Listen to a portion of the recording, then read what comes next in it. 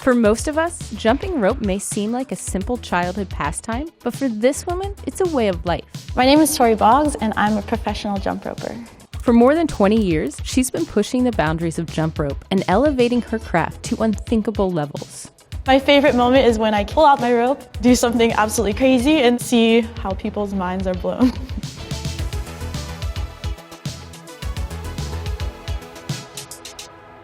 So, at what point did you realize that you were pretty good at this? Yeah, I was not good at jump rope when I first started. Those days didn't last long. By the age of 13, she was the grand world champion. One of her signature events is a power skill called triple unders. A triple under is where you jump up and the rope makes 3 revolutions around your body and then you land. And it's the only event in our sport where you're going as long as you possibly can. So jumpers are either going till they're fatigued or they make a mistake. It's definitely a really brutal event and requires a lot of power and endurance. Doing a single triple under can be extremely hard, but landing hundreds and hundreds of triples in a row? Well, there's only a handful of people on the planet who can do that. I tied the world record, had to wait 2 years to come back to the world tournament, and I tied it again. Had to wait 2 more years to come back, and I broke the world record, but I wasn't happy with my score because I knew I could do better. 2 more years, and then finally was able to solidly break the world record. I got 412 triple unders. Tori has since broken her own record and set a new one. 493 consecutive triple unders. You're doing triple unders for 6 minutes. That's a long time to be doing this constant jump and going through the burn of different parts of your body as you go, whether it's starting with your legs, moving to your arms, and then you're kind of losing eyesight a little bit sometimes. Good job. Good job, Tori. Good job. Tori is a 32-time U.S. Grand National Champion and a 5-time all-around Grand World Champion. She's traveled the world teaching jump rope skills, performed with Cirque du Soleil, and appeared on shows like Ellen. I remember the very first time I saw jump rope, I was 5 years old. I thought it was the coolest thing and couldn't stay away from it. There was a lot of struggle. I was always really having to practice hard. There definitely was never a natural talent or affinity towards using the rope. Tori has also broken the world record multiple times in an event called 3-minute speed, where jumpers use a wire metal rope that moves so fast it can be hard to see. I definitely encourage people to know how to control the rope before they move to a wire rope because it moves so quickly, and when you mess up, you feel it. I even still am making mistakes and leaving wire whip marks on my body sometimes. Tori says she first broke the 3-minute speed world record when she was just 11 years old. Not satisfied, she spent the next 10 years perfecting her technique. You're thinking about all these technique points as you go along, and of course you're tired, so as you get more exhausted, you're lowering your feet too much. And there's always that balance of like, you don't want to be lifting your legs so high because that takes so much energy, but you also have to keep them up a certain distance so that you're keeping your timing on. So there's all these little intricate factors that go to make really just one jump come together. At 20 years old, she broke the record again, this time with 1,010 jumps, averaging a ridiculous 5.61 jumps per second for 3 straight minutes. And I remember finishing the event, I dropped my rope and my mom was on the floor with me and we both just broke down in tears because how many years in the making it was to get this record. And my brother ran down from the stands because he also knew all of the hours that I've spent in the gym. So this was a really special, for sure, world record. Yeah.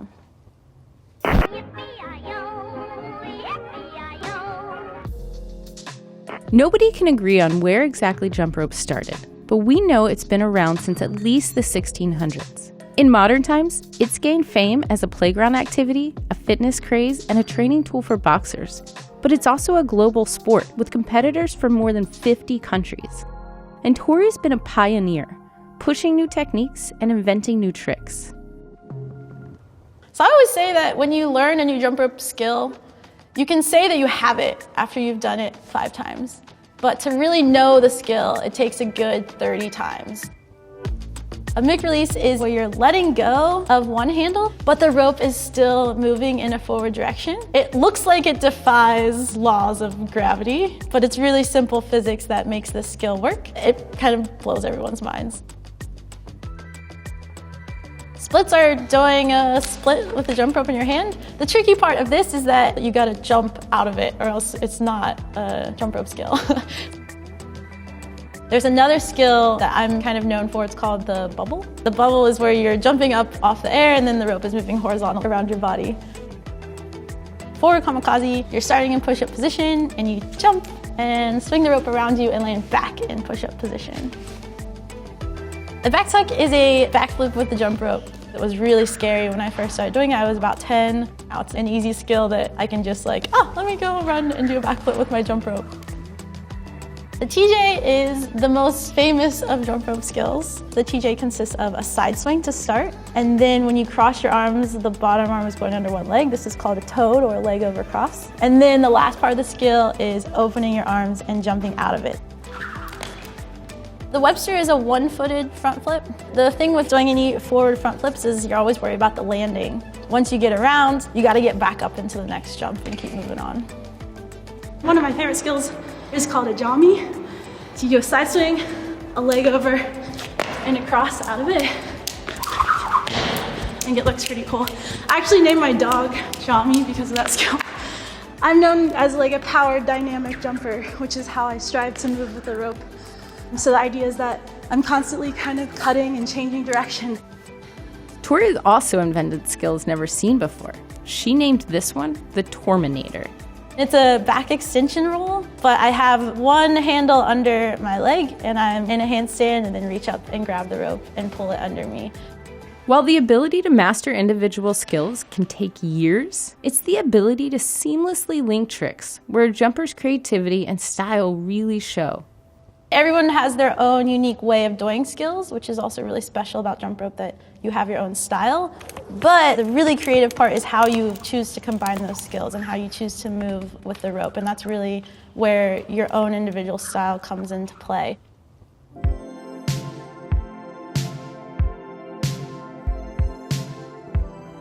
In general, jump rope is a pretty safe sport. Most of my injuries have come from overtraining or because I've tried something new, which has also happened.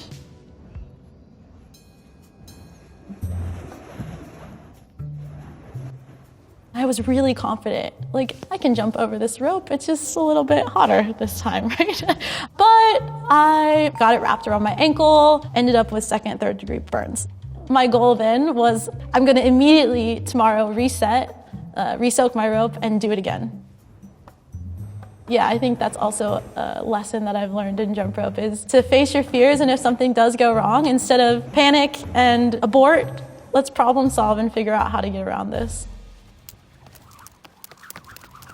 Jump rope is really hard, and a lot of times people will pick up a jump rope and immediately get frustrated. But it's really just because they didn't know how to properly break it down, or even it's an equipment error. They didn't have the right size jump rope and they just didn't know the first steps to it. I feel very responsible to help someone have a good experience with jump rope for the first time, because it truly can open so many doors in their lives, whether they do want to pursue jump rope competition and challenge themselves in that way, or they're just working with a rope for fitness, or it's just a child having fun with a jump rope. So that's really a special part of my jump rope career, is being able to teach other people and share this activity with them.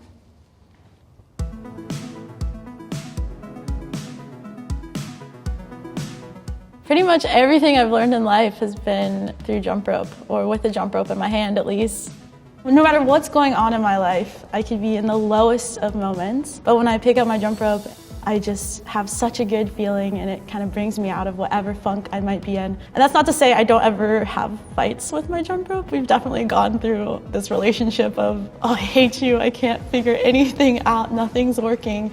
But I think ultimately, I love jump rope because it's fun and it brings me joy, and there's nothing I would rather be doing with my time than jumping over a rope, which sounds so silly because it's just something so inexpensive and simple that can bring so much joy to people.